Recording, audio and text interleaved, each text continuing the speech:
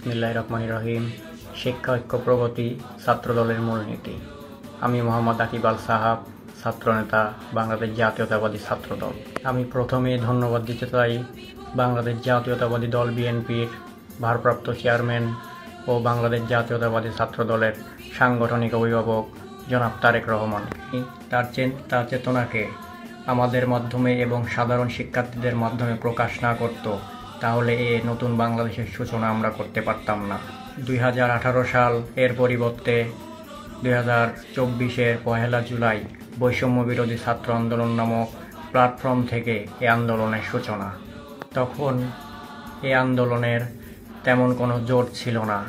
বাংলাদেশ জাতীয়তাবাদী দলের হাতিয়ার জনাব তারেক রহমানের বুকের বল বাংলাদেশ জাতীয়তাবাদী ছাত্রদল এ আন্দোলনে সক্রিয়ভাবে অংশগ্রহণ করে। বাংলাদেশ জাতীয়তাবাদী ছাত্রদল জীবনকে ঝুঁকি নিয়ে এ আন্দোলনে অংশগ্রহণ করেছিল। তারই ধারাবাহিকতায় সকল কর্মসূচি সফলভাবে সম্পূর্ণ করেছে।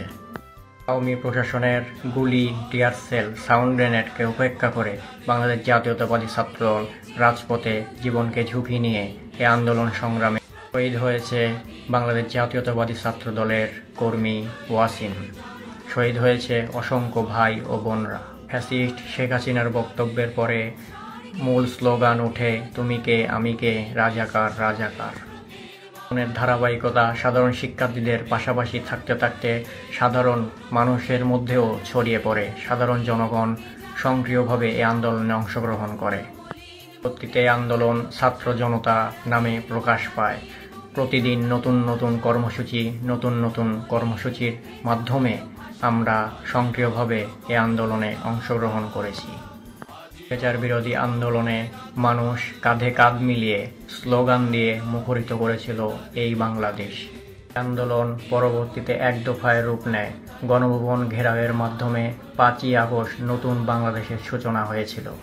ধন্যবাদ সবাইকে। আসসালামু আলাইকুম।